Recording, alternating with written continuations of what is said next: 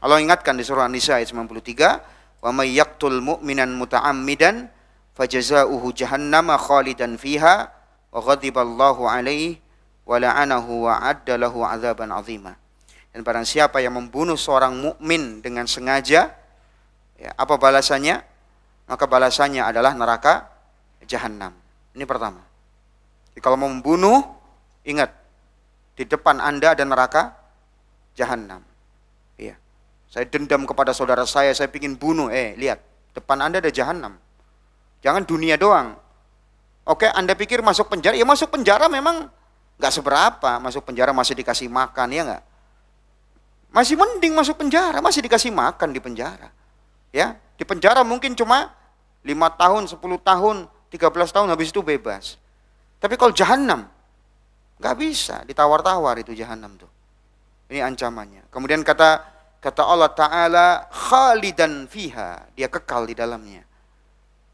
Yang kedua nih, ya, dia tinggal kekal di neraka. Atau dalam waktu yang panjang, terserah Allah, hanya Allah yang tahu waktunya kapan. Kemudian apa? Wa ghadiballahu alaihi. Yang ketiga, dia dimurkai oleh Allah Subhanahu wa taala. Wa la'anah, dan dilaknat oleh Allah tabaraka wa taala.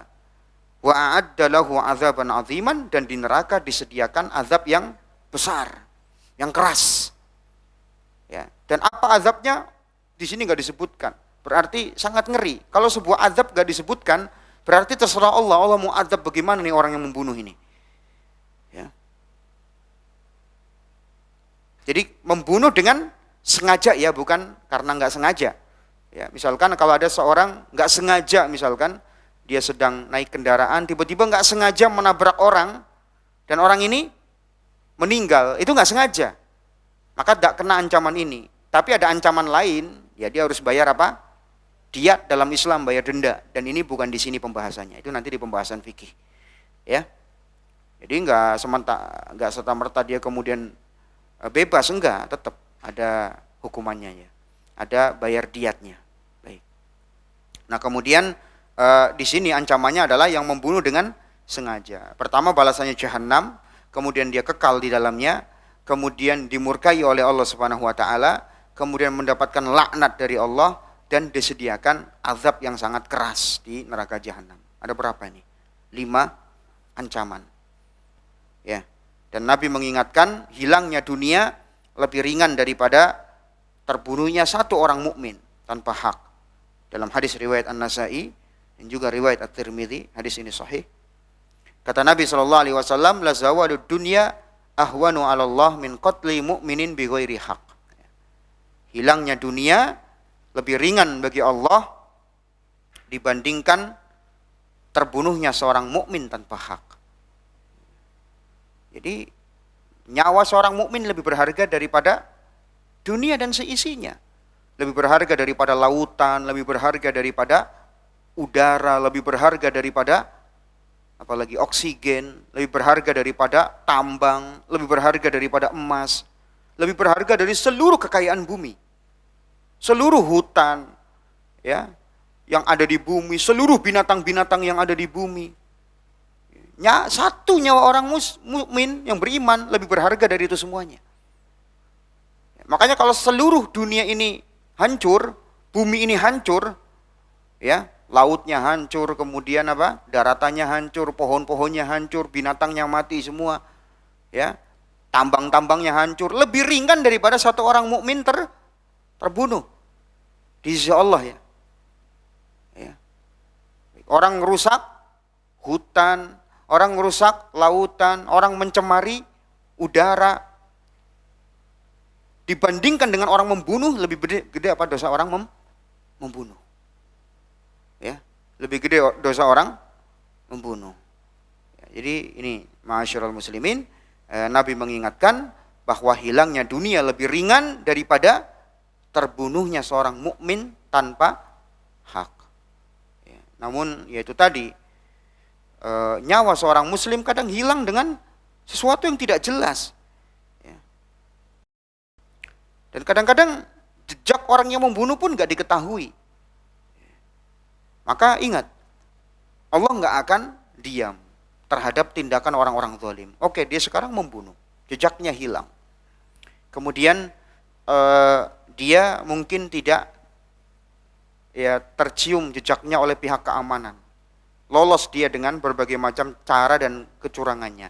Tapi di hari kiamat Allah tidak akan diam. Ya, pasti akan dihisab oleh Allah Subhanahu wa taala. Ya, pasti akan dibalas orang-orang yang zalim.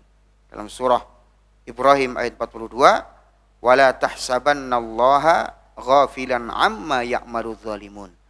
Ya, janganlah sekali-kali kamu mengira Allah akan melupakan tindakan yang dilakukan oleh orang-orang yang zalim. Itu tadi, membunuh, habis bunuh kabur. Ya.